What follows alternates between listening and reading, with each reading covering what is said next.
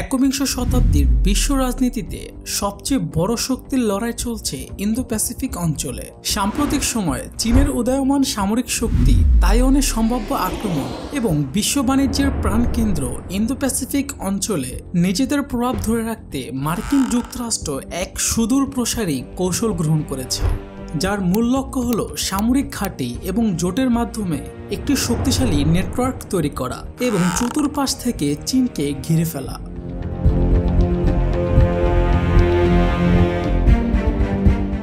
যুক্তরাষ্ট্রের এই কৌশল শুরু হয়েছে চীনের একেবারে দোরগোড়া থেকে। প্রশান্ত মহাসাগরে মার্কিন সামরিক উপস্থিতির প্রধান কেন্দ্র হল জাপান। জাপানের ইয়োকোসুকা নৌঘাঁটি হল মার্কিন নৌবহরের 7ম সদর দপ্তর, যেখানে ইউএসএস রোনাল্ড রেগানের মতো বিমানবাহী রণতরী সহ 70টি যুদ্ধজাহাজ, অত্যাধুনিক জঙ্গি বিমান এবং প্রায় 40,000 মার্কিন সেনা অবস্থান করছে। মার্কিন এই ঘাঁটি শুধু চীনের নৌ চলাচলে নজরদারি করছে এমনটা নয়, বরং তাইওয়ান প্রণালী ও দক্ষিণ চীন সাগরে যে কোনো হামলার দ্রুত প্রতিক্রিয়া জানানোর সক্ষমতা রাখে।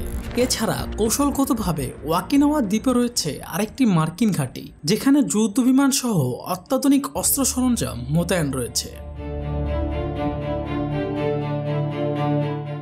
1950 সালে কোরীয় যুদ্ধের পর থেকে দক্ষিণ কোরিয়াতে যুক্তরাষ্ট্র সামরিক উপস্থিতি স্থায়ী করেছে, যেখানে বর্তমানে ছোট বড় 73টি সামরিক ঘাঁটি ও 26,400 মার্কিন সেনা মোতায়েন রয়েছে, যা চীনের উত্তর পূর্ব অংশকে সরাসরি সামরিক চাপের মুখে রেখেছে। কখনো চীন হামলা চালালে এই ঘাঁটিগুলো প্রথম প্রতিরক্ষা বলয় হিসেবে কাজ করবে, যা চীনের যে কোনো সামরিক পদক্ষেপকে শুরুতেই প্রতিহত করার জন্য সক্ষম।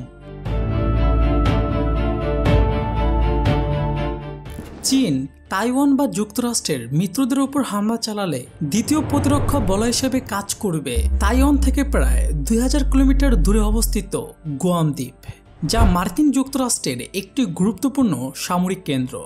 গুয়াম ঘাঁটিতে রয়েছে মার্কিন যুক্তরাষ্ট্রের অ্যান্ডারসন এয়ার ফোর্স বেস, যেখানে B-52 এবং B-2 স্প্লিটের মতো দুপাল্লার বোমারু বিমান অবস্থান করছে। এসব বিমান চীনের মূল ভূখণ্ডের দূর থেকে হামলা করার সক্ষমতা রাখে। সম্প্রতি যুক্তরাষ্ট্র ফিলিপাইনে 4টি নতুন সামরিক ঘাঁটির অনুমোদন পেয়েছে, যার মধ্যে 2টি তাইওয়ানের খুব কাছেই অবস্থিত।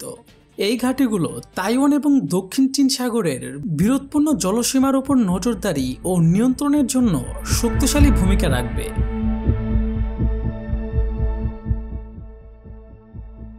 চীনা হামলা ঠেকাতে যুক্তরাষ্ট্রের তৃতীয় প্রতিরক্ষা বলয় অবস্থিত অস্ট্রেলিয়ায়। দক্ষিণ পূর্ব এশিয়ায় চীনের প্রভাব মোকাবেলায় অস্ট্রেলিয়ার ডারউইনে যুক্তরাষ্ট্রের সামরিক উপস্থিতি উল্লেখযোগ্যভাবে বৃদ্ধি পেয়েছে।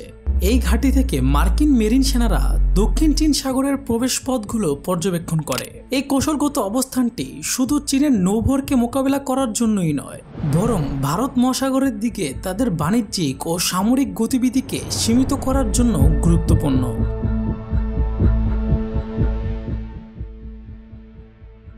আমেরিকার এই ভূরাজনৈতিক কৌশল শুধু ঘাঁটি স্থাপনেই সীমাবদ্ধ নয়, বরং ইন্দো প্যাসিফিক অঞ্চলে কৌশলগত জোটও তৈরি করেছে।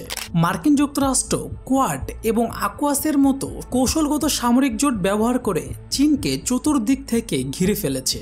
কোয়াড একটি সামরিক জোট না হলেও এর মূল লক্ষ্য হল ইন্দো প্যাসিফিকের নৌপথগুলোকে সুরক্ষিত রাখা এবং চীনের প্রভাবকে সীমিত করা। অন্যদিকে অকাস জোটের মাধ্যমে যুক্তরাষ্ট্র ও যুক্তরাজ্য থেকে অস্ট্রেলিয়াকে পারমাণবিক সাবমেরিন সরবরাহ করা হবে, যা দক্ষিণ চীন সাগরে চীনের নৌবাহিনীর জন্য একটি বড় হুমকি স্বরূপ। এছাড়াও মালাক্কা প্রণালীর মতো গুরুত্বপূর্ণ সামুদ্রিক বাণিজ্যিক পথের উপর চীনের ব্যাপক নির্ভরশীলতা রয়েছে। কোনো সংঘাতের সময় এই প্রণালী বন্ধ করে দেওয়ার কৌশল চীনের অর্থনীতিকে পঙ্গু করে দিতে পারে। যুক্তরাষ্ট্রের এই কৌশলের বিপরীতে চীনও পাল্টা ব্যবস্থা গ্রহণ করেছে। তাদের মূল কৌশল হলো এন্টি অ্যাক্সেস কিংবা এরিয়াল ডিনাইল। এর মাধ্যমে তারা এমন একটি প্রতিরক্ষামূলক বলয় তৈরি করেছে যা যুক্তরাষ্ট্রের বিমানবাহী রণতরী এবং সামরিক ঘাঁটিগুলোকে আঘাত করার সক্ষমতা রাখে। এছাড়াও চীন DF-21 এবং DF-26 এর মতো দুপালার অ্যান্টিশিপ ব্লাস্টিক মিসাইল তৈরি করেছে, যা ইন্দো প্যাসিফিক অঞ্চলে মার্কিন রণতরী ও স্ট্রাইক গ্রুপের জন্য সরাসরি হুমকি তৈরি করে।